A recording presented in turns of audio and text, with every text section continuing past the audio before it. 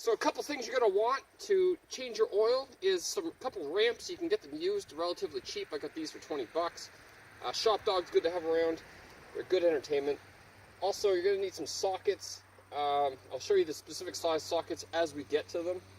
And also, obviously, some replacement oil, a replacement filter, in this case, a Fram Extra Guard filter CH9018. Some gloves to keep the grease off your hands unless you're into that kind of thing, and of course some paper towel to clean up any mess that might occur. You're going to want to catch your oil in a pan and have some sawdust on hand in case of spillage, and also it helps control your sawdust or your oil in the end.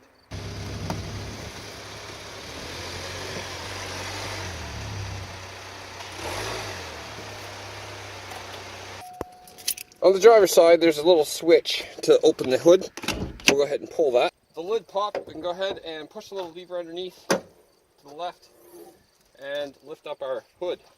With the engine covers exposed, I'll go ahead and use my gloves from this point forward. I'll open up the oil drain, the oil spout right here. Oh, it's a little stuck. There we go. I'll lift off the cover. With the engine cover off and the oil cap back on, let's go ahead down underneath and drain the oil. With a 5/8 socket, slide your pan under. Get your ratchet up in there. Get your camera holder in there. A little bit of cloth just in case. So right here is where you'll find your oil pan, and right behind it back here, you'll find the nut to open it up. I'll take my 5/8 inch socket and open this up.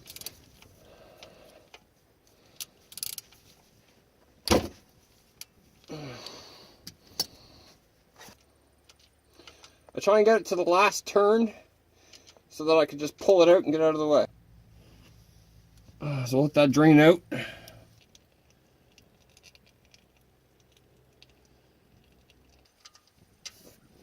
Once you're satisfied that the oil is drained out enough, you can go ahead and put your nut back in.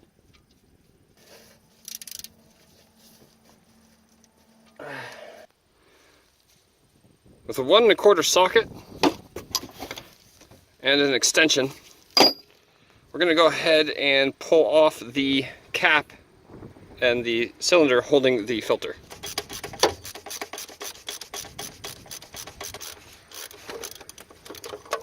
With the filter cap unscrewed, we can pull the filter out.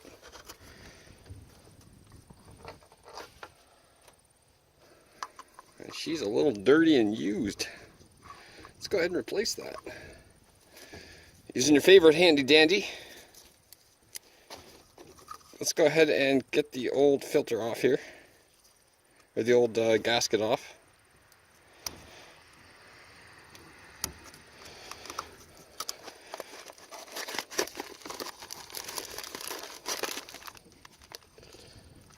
The new filter should come with a new ring.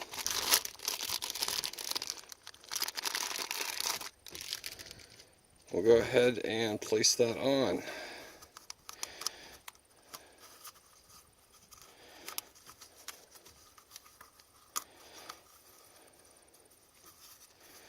Okay, with our ring seated, we can then take our new filter and put it in place. And now let's go ahead and put this back. Flip our socket to tighten. And we'll go ahead and just tighten that back on.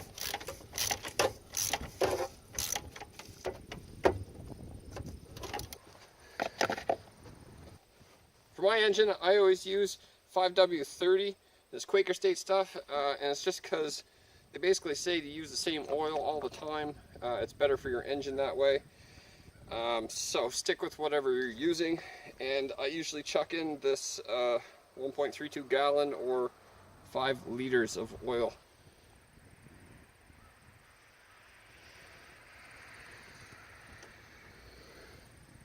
The last thing you're going to want to do is check your oil and make sure there's oil in there, even though we know it. Because if you start your car without any oil in it, you're going to destroy the motor.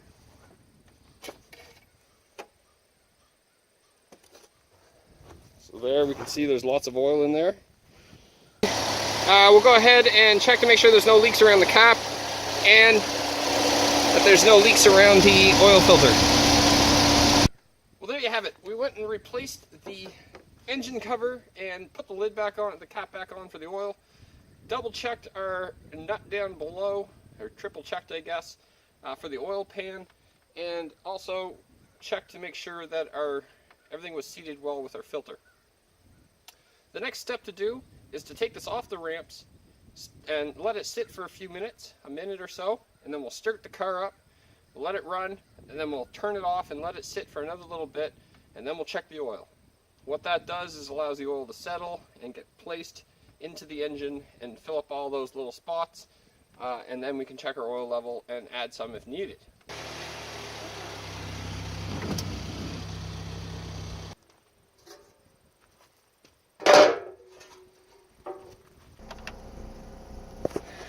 You can cycle through the options in your dashboard with the I key here, and what I'm finding is my oil life is at 4%, so I'll go ahead and hold down both buttons at once for about 5 seconds and let go, and it says oil life reset. I'll hit enter and it says acknowledged. Now you can see my oil life says 100%. Let's go for a drive.